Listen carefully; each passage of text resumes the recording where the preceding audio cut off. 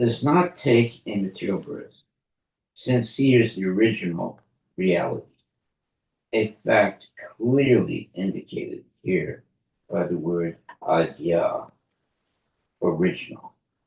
We take our material birth within a particular material atmosphere in material bodies that are amalgamations of various material elements.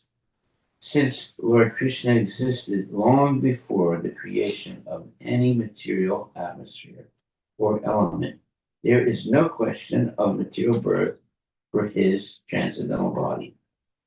Similarly, the word purna, meaning full and complete, refutes the concept that Lord Krishna could grow, since he is ever existing in fullness.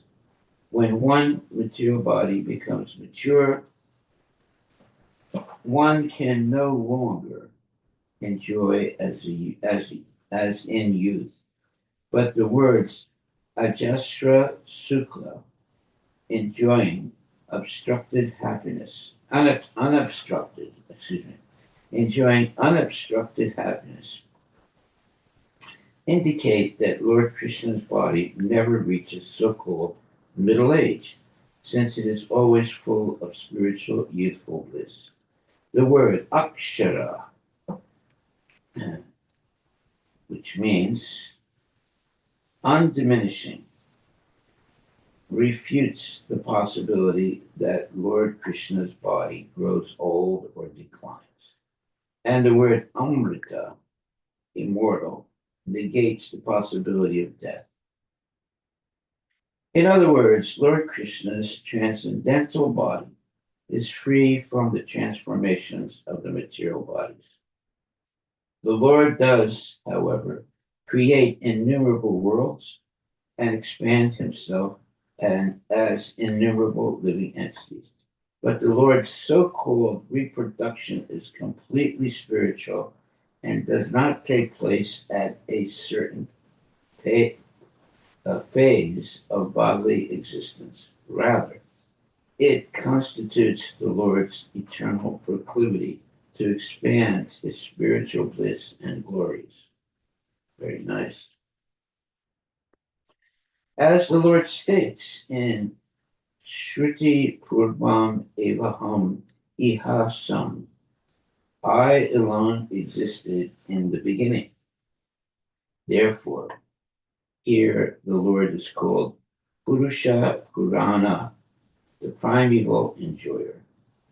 This original Purusha expands himself as the Supersoul and enters every living being. Still, he is unlimitedly the absolute truth, Krishna, as stated in the Gopala Tapani Upanishad, Ya Sakshat Para Prameti Govindam Satchit Ananda Vigraham Vrindavana Sura Buruha Talasinam. The absolute truth himself is Govinda, who has an eternal form of bliss and knowledge, and who is sitting beneath the shady desire of trees of Vrindavana. This absolute truth is beyond the material ignorance and beyond even the ordinary spiritual knowledge. As stated in the same Gopala Tapani Shruti, Vidya, Vidya, Bayam Binna. Thus, in many ways, the supremacy of Lord Krishna has been established in the Vedic literature, and it is here confirmed by Lord Rama himself. Text 24.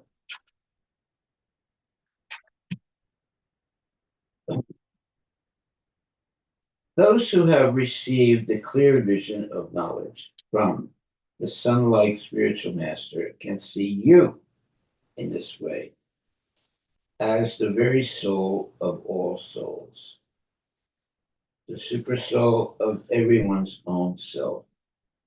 Thus, understanding your original personality, they are able to cross over the ocean of illusory material existence. And that's an important verse. Purport. As confirmed in Bhagavad Gita 4.9, Jagmakarma Chime Divyam Evam Virvidata Tekvidam Gunarjan Naiti Mambiti Sarjana. One who knows the transcendental nature of my appearance and activities does not, upon leaving the body, take his birth again in this material world, but attains my eternal abode, O Arjuna. Text 25. A person who mistakes a rope for a snake becomes fearful, but he then gives up his fear upon realizing that the so-called snake does not exist. Similarly, for those who fail to recognize you as the supreme soul of all souls, the expansive, illusory material existence arises, but knowledge of you at once causes it to subside. Purport by Srila Prabhupada. Those submerged in illusion see material existence as infinite, just as one who is submerged in water sees only water all around him. For example, material scientists and philosophers submerged deep within the ocean of material illusion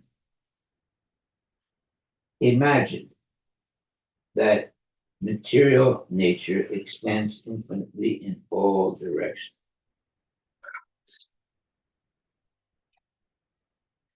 In fact, the material creation is a finite ocean of ignorance in which foolish living entities, such as material scientists, are unceremoniously dumped by the order of the Supreme Personality of Godhead. To be trapped in a world in which all things are born and die is certainly a fearful experience. I agree to that. Anyone trapped in a dark place naturally becomes fearful. Since material life is always covered by the darkness of ignorance, every conditioned soul is fearful. The material nature is not ultimately reality, and thus analysis of matter can never provide answers to the ultimate questions. This dark, snake-like existence is called material life and immediately disappears as soon as one opens his eyes to the bright light of Krishna consciousness. Text 26. The conception of material bondage and the conception of liberation are both manifestations of ignorance. Wow.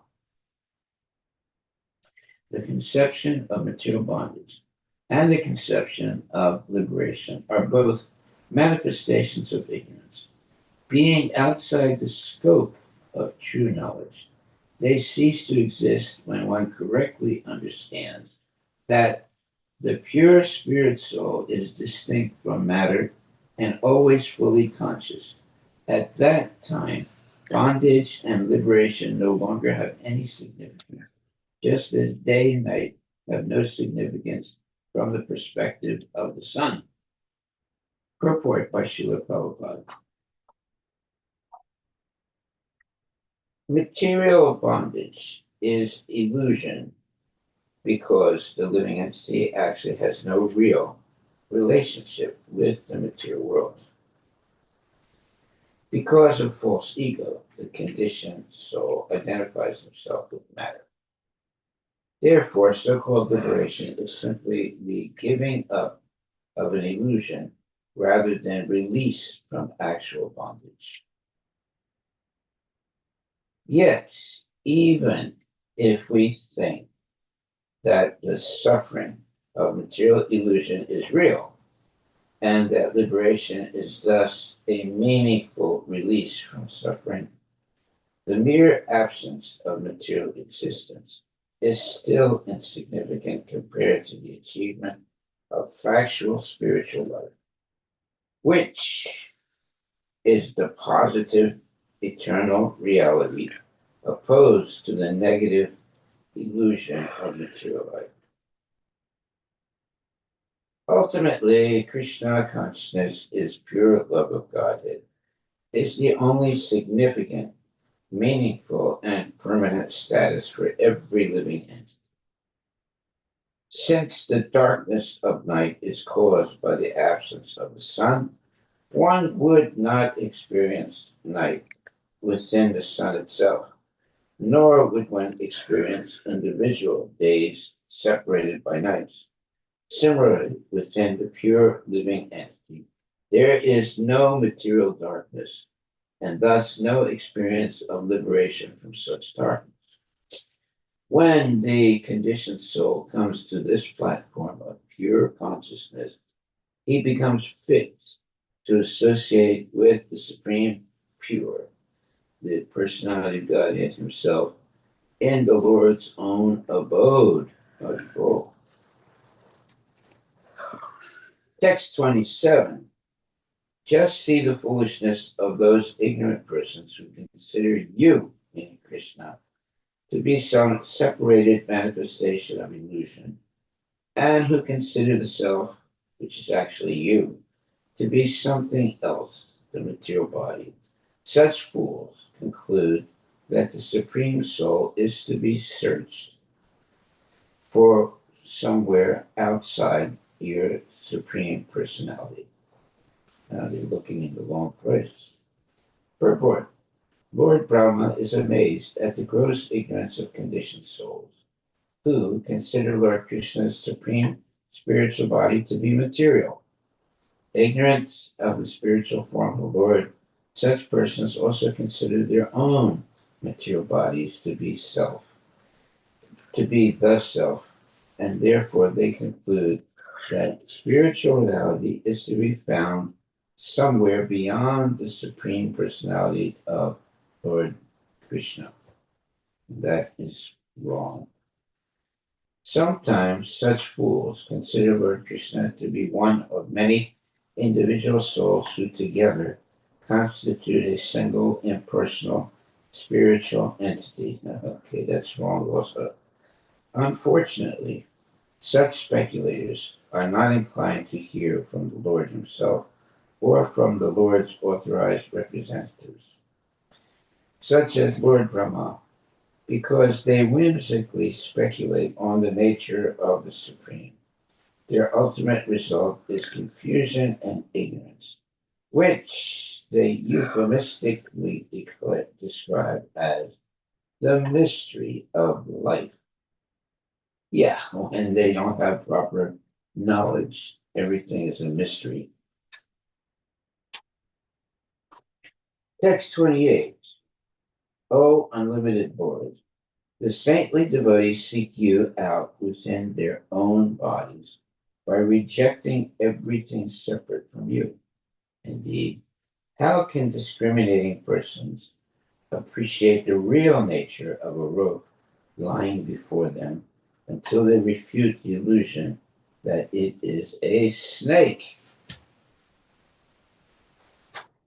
Yeah, you don't want to make the mistake uh, of a rope being a snake. That will put you unnecessarily in fear and confusion. One may argue that a person should cultivate self-realization and at the same time pursue sense gratification for the material body.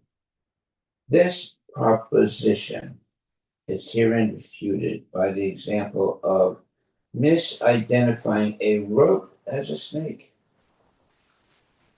One who mistakes a rope for a snake becomes fearful and thinks of the so-called snake.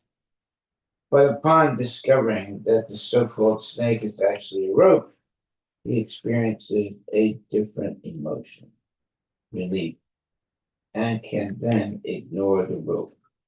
Similarly, because we misunderstand the material body to be the self, we are experiencing many emotions in relation to the body.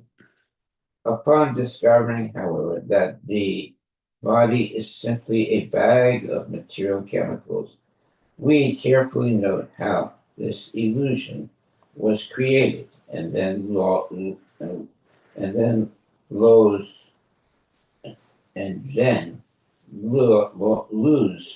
interest in the body, discovering that we are actually an eternal soul within the body.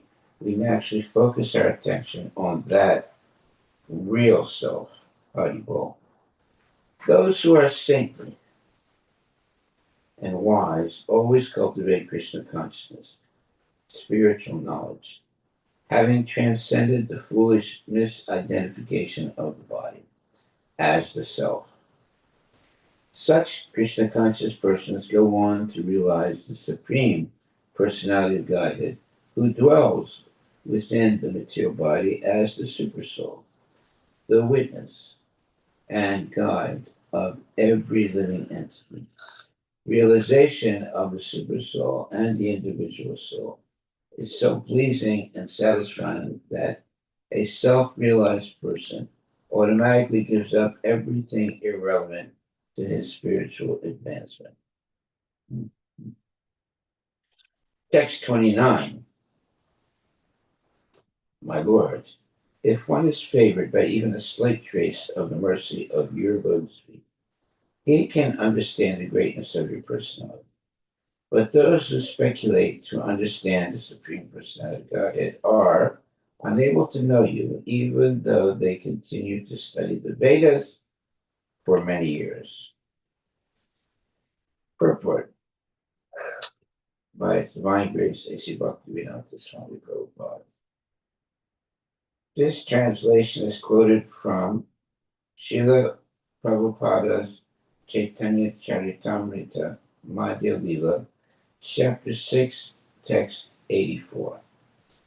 Lord Krishna is very eager to bestow his mercy upon the conditioned living beings who are uselessly struggling with the Lord's illusory energy, Maya.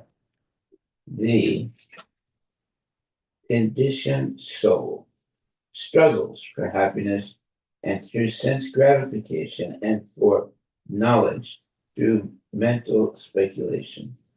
Both processes ultimately bring him to a morose and hopeless condition. If the conditioned soul surrenders to the lotus feet of Lord Krishna and thus acquires even a trace of his causeless mercy, the whole situation is changed and the living entity can begin his real life of bliss and knowledge in Krishna consciousness. Very good. Text 30. My dear Lord, I therefore pray to be so fortunate that in this life, as Lord Brahma, or in another life, wherever I take my birth, I may be counted as one of your devotees. I pray that wherever I may be, even among the animal species, I can engage in devotional service to your lotus feet. Oh, such a nice,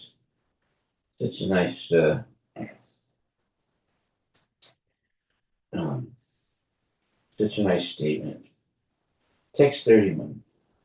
O Almighty Lord, how greatly fortunate are the cows and the ladies of Vrindavan, the nectar of whose breast milk you have happily drunk to your full satisfaction, taking the form of their calves and children. All the Vedic sacrifices performed from time immemorial up to the present day have not given you as much satisfaction. Yeah, if you have cows and nice ladies, uh, Then you get the breast milk and that you drink, and you have full satisfaction. And it takes the form of calf and children. Okay, text 32. How greatly fortunate are Nanda Maharaja, the cowherd men, and all the other inhabitants of Rajabun. There is no limit to their good fortune because the absolute truth, the source of transcendental bliss, the eternal supreme Brahman, has become their friend. Purport. This translation is quoted from Srila Prabhupada's Chaitanya Charitamrita Madhya Lila, Chapter 6, Text 149. Text 33. Yet, even though the extent of the good fortune of those residents of Vrindavana is inconceivable, we 11 presiding deities of the various senses, headed by Lord Shiva, are also most fortunate, because the senses of these devotees of Vrindavana are the cups through which we repeatedly drink the nectarian, intoxicating beverage of the honey of your lotus feet. Wow, that's a mouthful. Okay, so text 34. My greatest possible good fortune would be to take any birth, whatever, in this forest of Gokula, and have my head bathed by the dust falling from the lotus feet of any of its residents. Their entire life and soul is the Supreme Personality of Godhead Mukunda, the dust of whose lotus feet is still being searched for in the Vedic mantras. Purport by Srila Prabhupada. This verse indicates that Lord Brahma desires to take birth even as the smallest blade of grass in Vrindavan, so that the holy residents of the Lord's abode may walk upon his head and bless him with the dust of their feet. Being realistic, Lord Brahma does not aspire to directly achieve the dust of Lord Krishna's feet. Rather, he aspires for the mercy of the Lord's devotees. Srila Vishwanatha Chakravarti Thakura explains that Brahma is willingness to take birth even as a stone in a paved footpath, and the Lord's lotus, in the Lord's abode. Since Brahma is the creator of the entire universe, we can just imagine the glorious position of the residents of Vrindavan. The Lord's devotees achieve their exalted position by unalloyed devotion and love. One cannot achieve such spiritual opulence by any puffed up material process of personal improvement.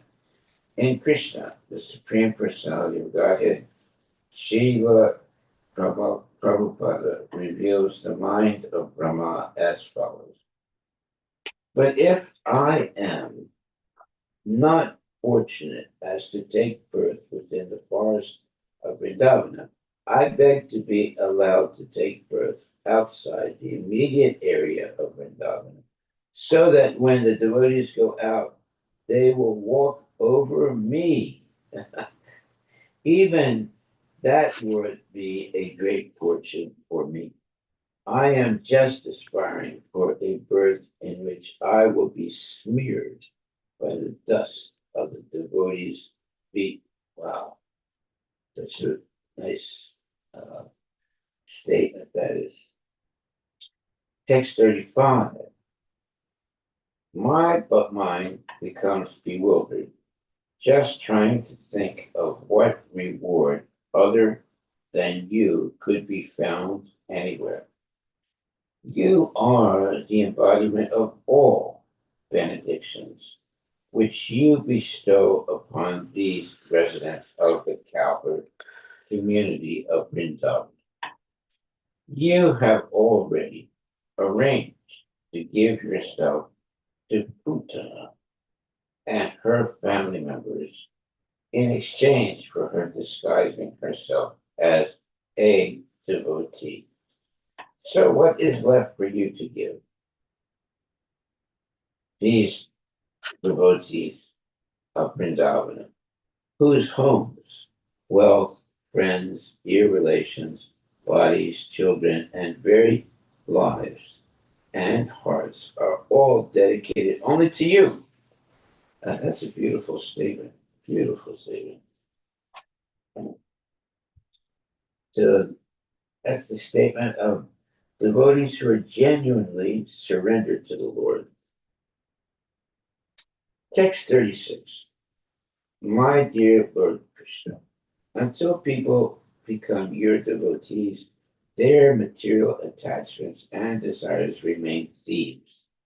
Their homes remain prisons, and their affectionate feelings for their family members remain foot shackles. Wow. Purport by Srila Prabhupada.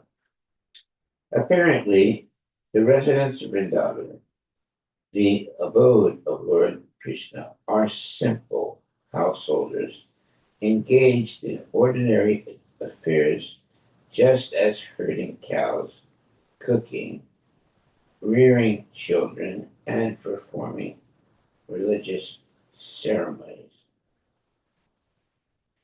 However, all these actions, however, all these activities are intensely engaged in the loving service of Lord Krishna.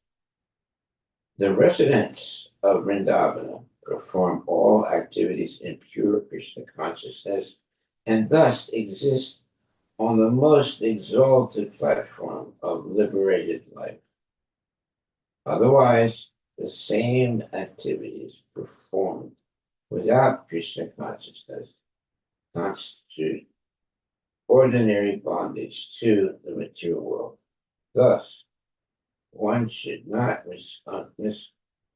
misunderstand the exalted position of the residents of Vrindavan, nor should one consider oneself highly religious simply because one performs ordinary domestic affairs, even very enthusiastically, but without Krishna consciousness. By focusing our passionate attachment to our family and society, we are completely deviated from the progressive path of Krishna.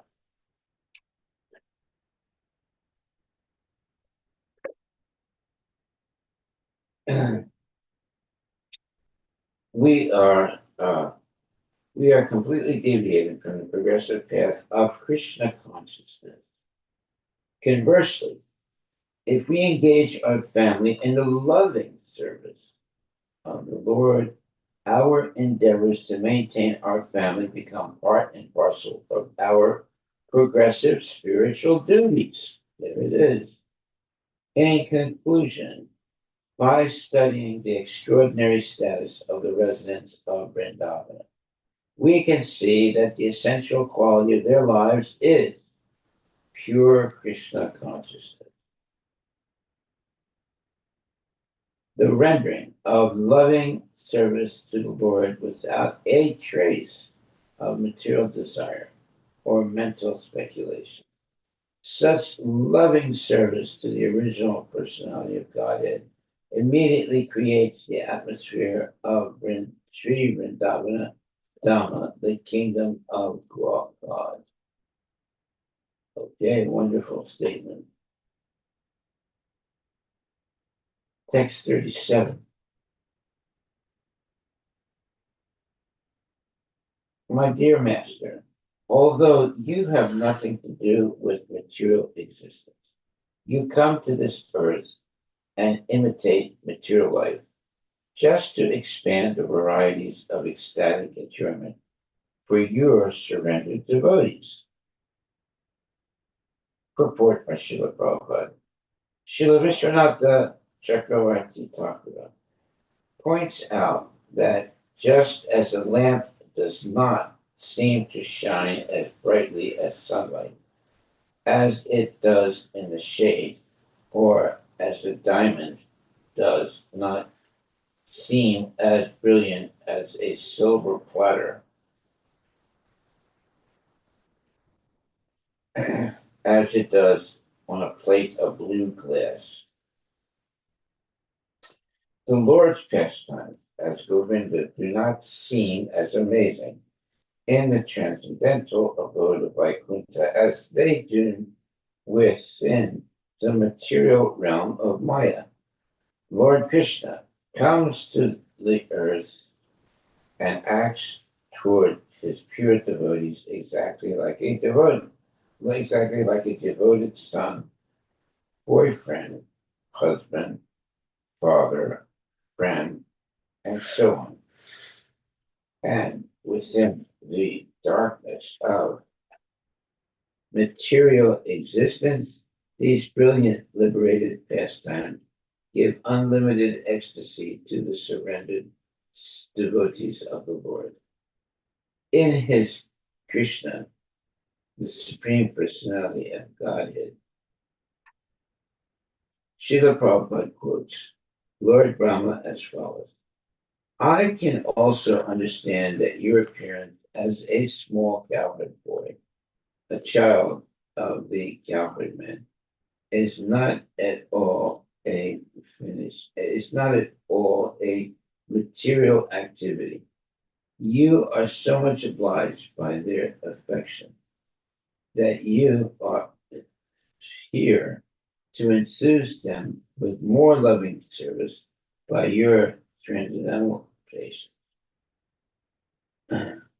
Okay, so you are so much obliged by their affection that you are here.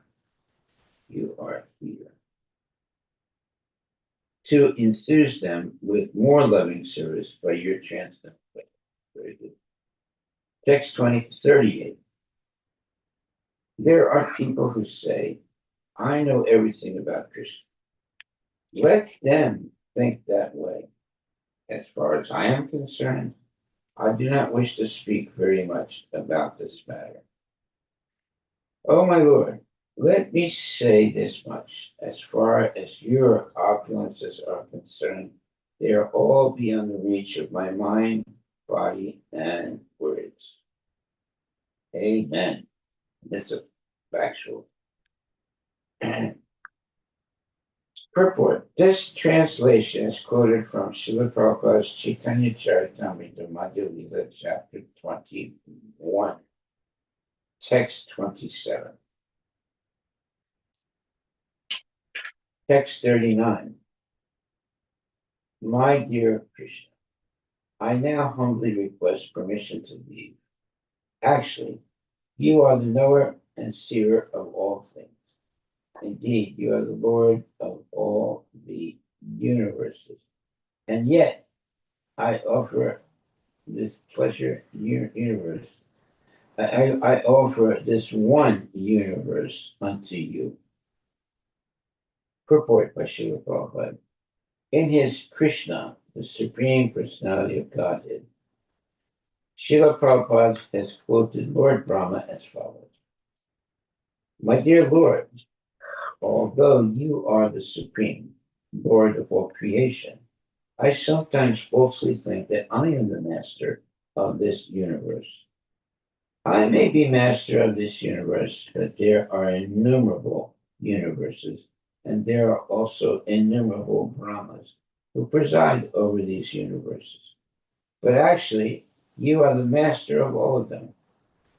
As the super soul in everyone's heart, you know everything. Please, therefore, accept me as your surrendered servant.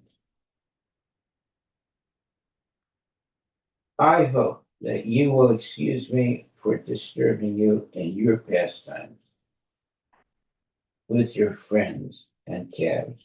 Now, if you will kindly allow me, I will immediately leave so you can enjoy your friends and calves without my pressure.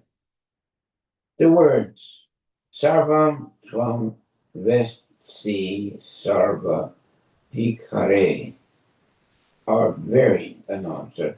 Uh, Sarvam Tvam Vesti Sarva Drik are very significant here.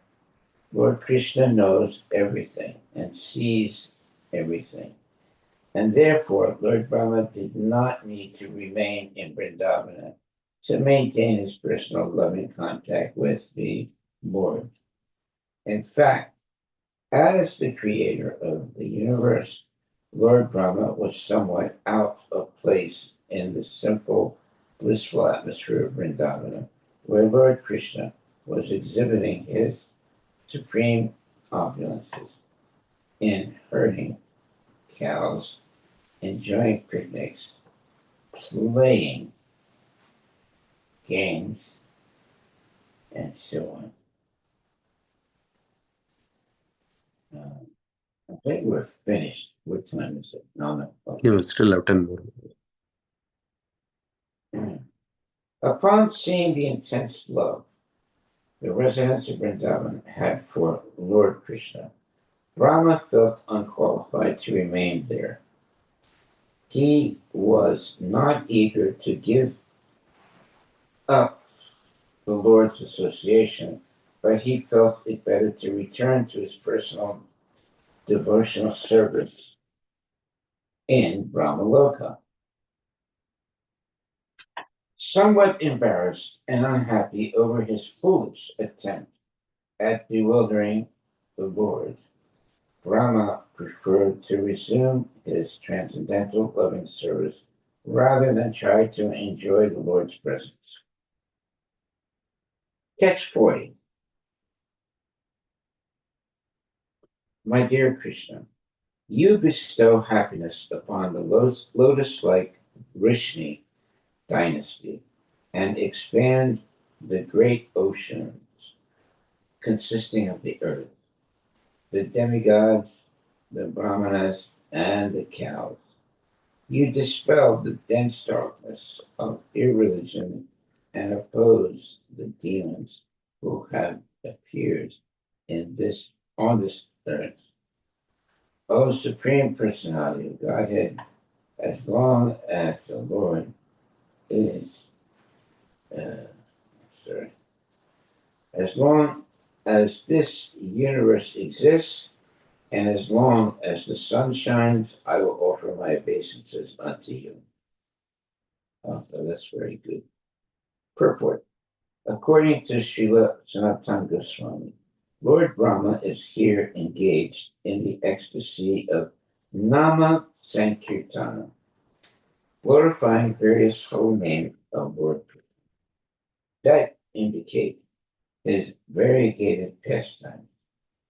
Lord Krishna expertly suppressed the demoniac population of the earth, which became unbearable with the advent of demoniac politicians like Karmi, uh, like Kamsa, sorry, demoniac politicians like Kamsa, Jarasandha, and Sisupala. Similarly, in modern society, there are many so-called God-fearing people who are actually attracted to demoniac existence. Such persons become enlivened with setting with the setting of the sun and go out in the darkness to enjoy life in restaurants, nightclubs, discotheques, hotels, and so on, which are all simply meant for illicit sex, intoxication, gambling, and meat eating. Then they are who openly defy God and his laws, declaring themselves atheists and demons. Both the covert and overt enemies of the Lord constitute an unholy burden for the earth.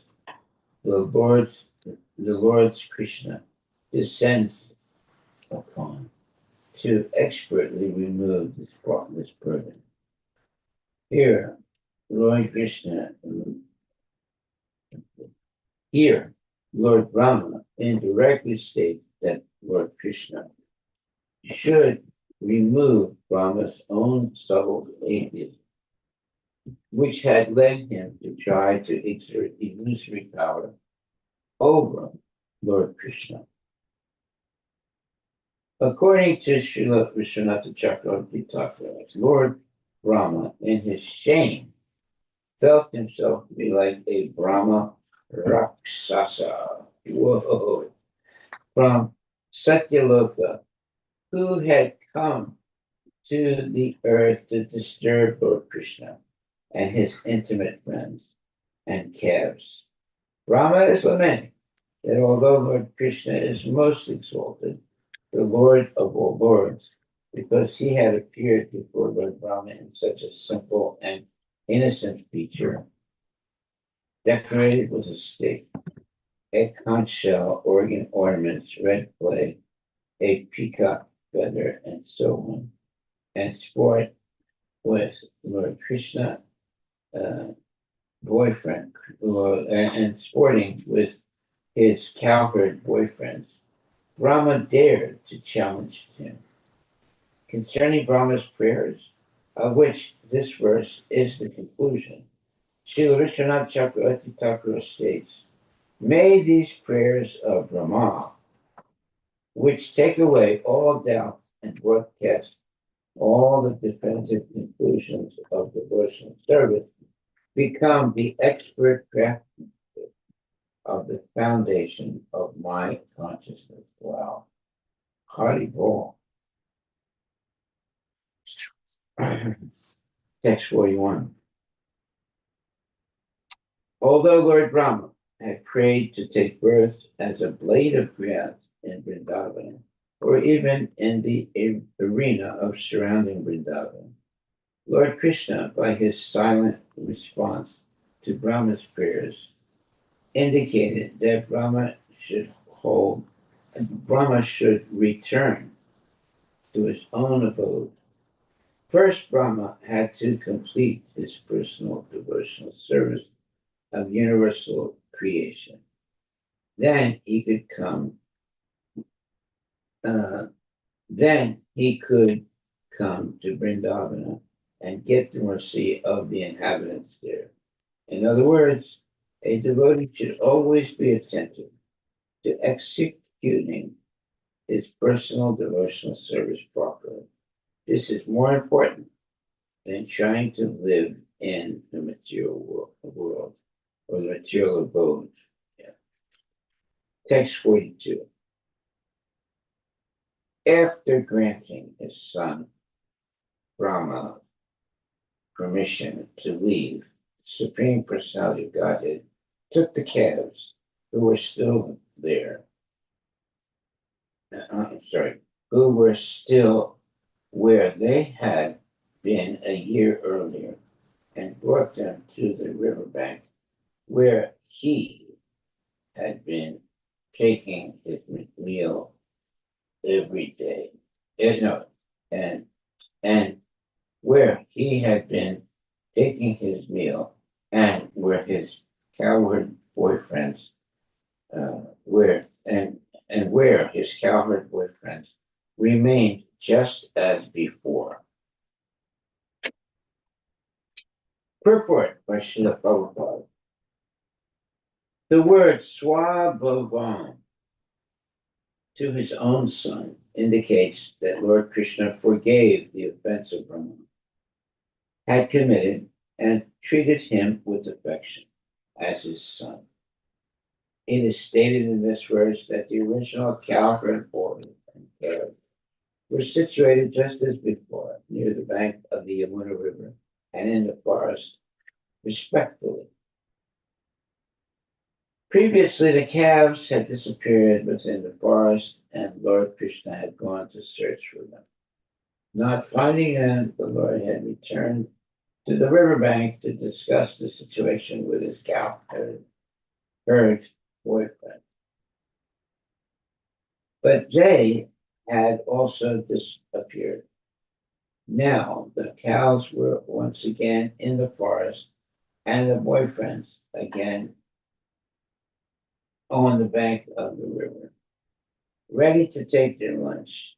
Actually, the Sheila, I'm sorry. Actually, according to Sheila Sanatan Goswami, the calves and boys remained in the forest and on the riverbank, respectfully, for 1 full year.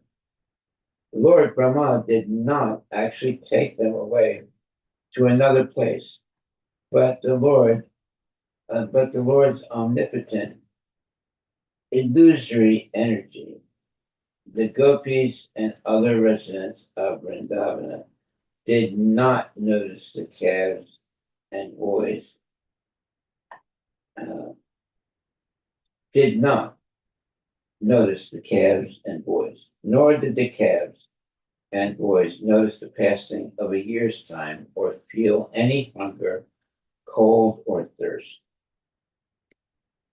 All this was part of the pastime arranged by the Lord's illusory potency. Lord Brahma thought, I have kept all the boys and calves of Gokula sleeping on the bed of my mystic potency. And to this very day, they have not risen. A similar number of boys and calves have been playing with Krishna for 1 whole year, yet they are different from the ones illusioned by my mystic potency. Who are they? Where did they come from? Nothing is visible to the Supreme Lord. Thus, Lord Krishna appeared to be searching for the calves and boys, only to enact the dramatic pastime, bewildering Lord Brahma. After Brahma surrendered and offered prayers, Lord Krishna returned to the original boys and calves, who appeared exactly as before, although their size had somewhat increased because of 1 year's growth. According to Srila Vishwanatha Chakravarti Thakura, since Lord Krishna was playing exactly like an innocent young cowherd boy in Vrindavana, after four-headed Brahma offered his prayers, the Lord maintained his role as a youthful cowherd boy who had thus come. And let's see. According to Srila Vishwanath Chakravarti Thakur, since Lord Krishna was playing exactly like an innocent young cowherd boy in Vrindavana, after four-headed Brahma offered his prayers, the Lord maintained his role as a young cowherd boy, and thus remained silent before Brahma. Krishna's silence indicates the following thoughts. Here we go. This is going to be interesting. Where did this four-headed Brahma come from? What is he doing? What are these words he keeps on speaking? I am busy looking for my calves. I am just a cowherd boy and do not understand all this. Lord Brahma had considered Lord Krishna as an ordinary cowherd boy and had treated him as such.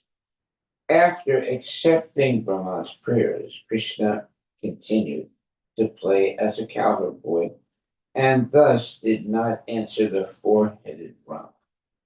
Rather, Krishna was more interested in rejoining his cowherd boyfriends for the picnic lunch on the bank of the Yamuna River.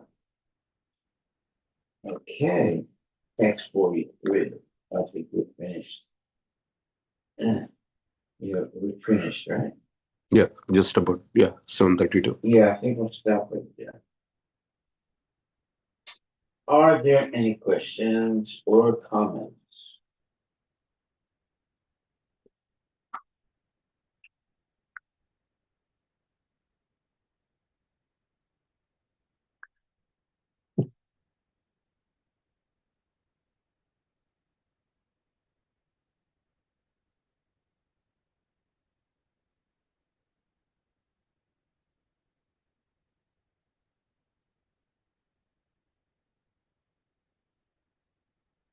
Yeah, so Lord Brahma, who tried to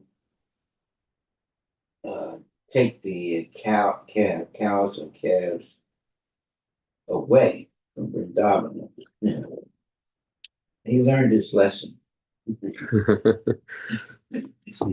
The Lord just expanded himself Hmm. to be the calf, And cows, and the cowherd boys too. and the cowherd boys, and just confused Brahma completely. Brahma Vimohana.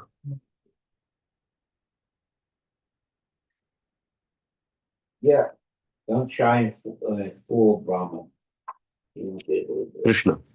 Huh? Or Krishna. I'm Yeah, sorry. yeah. Won't be able to. Even Brahma. It's amazing. Okay. All Harivilas. praises to the Lord. Prabhupada ki Yeah. jai. Thank you very much.